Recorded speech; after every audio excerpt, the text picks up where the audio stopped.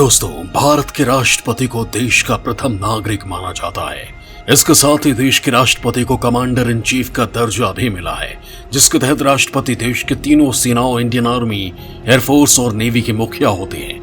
भारत में राष्ट्रपति का पद सबसे सर्वोच्च माना जाता है, इसलिए उनकी सुरक्षा भी काफी खास तरीके की होती है। राष्ट्रपति के साथ साए की तरह चलने वाले ये अंगरक्षक बेहद लंबे तगड़े, रौबदार वाले, चटक पोशाक में ये सबका ध्यान अपनी तरफ खींच लेते हैं। राष्ट्रपति की सुरक्षा करने वाले इन जवानों को प्रेसिडेंट बॉडीगार्ड यानी पीबीजी कहते हैं, जो हमेशा देश के राष्ट्रपति की सुरक्षा के लिए तैयार रहते हैं। राष्ट्रपति की सुरक्षा करने को लेकर ये जवान अपनी जान पर खेलने को भी तैयार होते हैं। राष्ट्रपति की सुरक्षा में लगे जवानों का चयन भी बेहद खास तरीके से किया जाता है। आखिर क्या होती है इन जवानों की खासियत, कैसे होता है राष्ट्रपति के अंगरक्षकों का सिलेक्शन, इस वीडियो में आप राष्ट्रपति की सुरक्षा में लगे इन जवानों के बारे में जानेंगे। इसके साथ ही जानेंगे कि इन जवानों का सामना करना किसी के बस के बाहर है। तो चलिए शुरू करते हैं ये वीडियो और जानते हैं कैसे होती है भारत के राष्ट्रपति की सुरक्षा।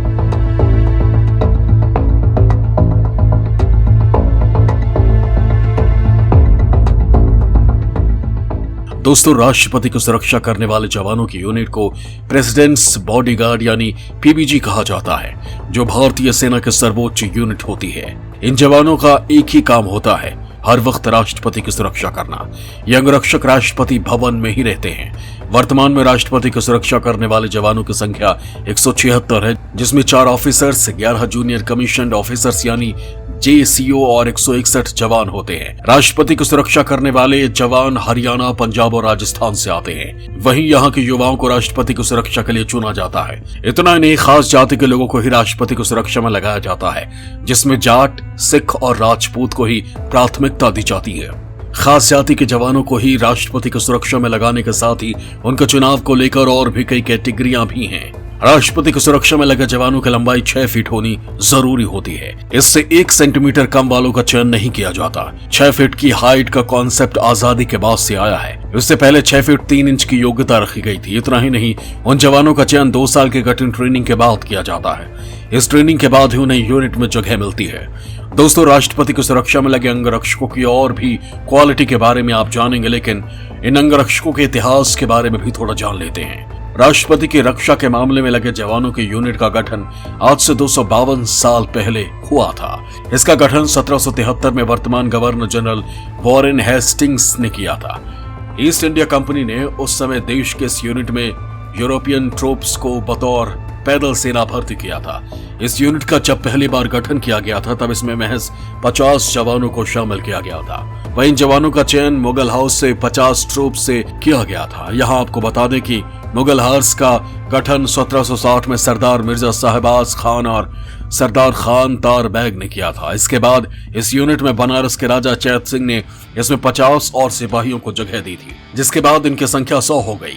1773 से 1780 इन्हें ट्रूप्स ऑफ मुगल कहा जाता था। वही 1784 से 1859 तक इन्हें गवर्नर जनरल बॉडीगार्ड यानी जीजीबीजी कहा जाता था। 1859 से 1944 में इनका नाम बदलकर 44 डिविजनल रिकॉन्सेंस स्क्वाड्रन रखा गया। 2 साल बाद 1946 में ये वापस से गवर्नर जनरल बॉडी गार्ड कहलाने लगे।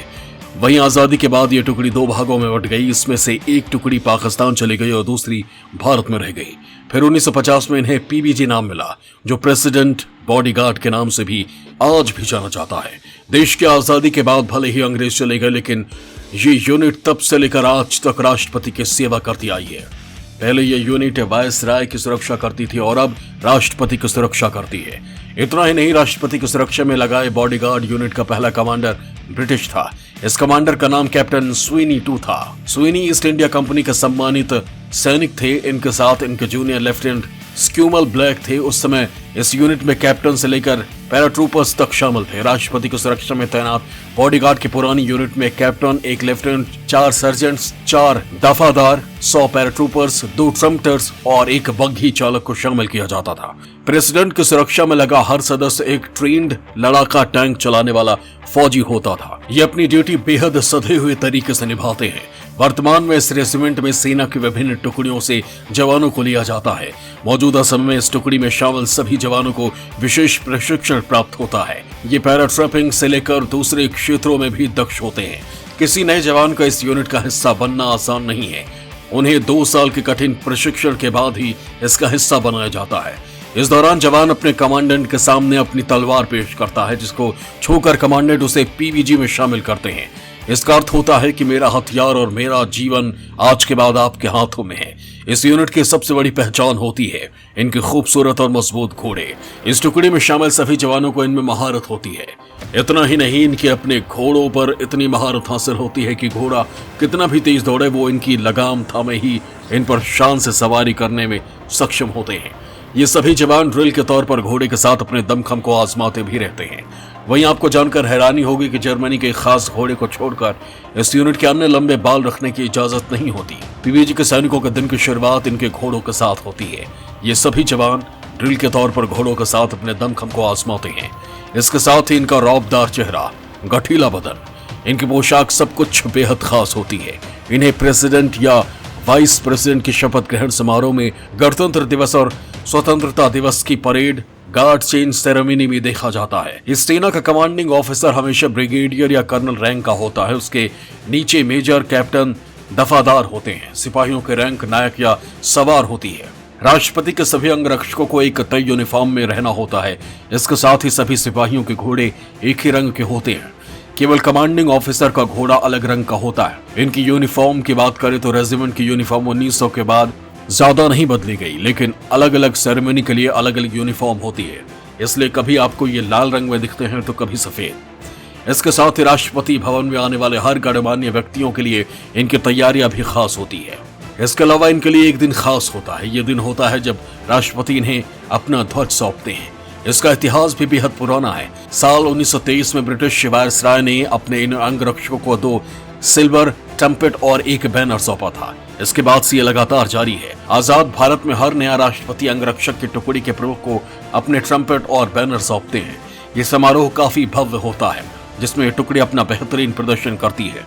इसमें गलती की कोई गुंजाइश नहीं होती। इस समारोह में राष्ट्रपति के अलावा इस रेजिमेंट से जुड़े पूर्व अधिकारी और कैबिनेट के सदस्य भी शामिल होते हैं। दोस्तों, अब आप जान गए होंगे कि पीवीजी के जवानों की क्वालिटी क्या क्या होती है, लेकिन यहाँ एक सवाल ये भी आता है कि इन जवानों का सिलेक्शन जाति के आधार पर ही क्यों किया जाता है।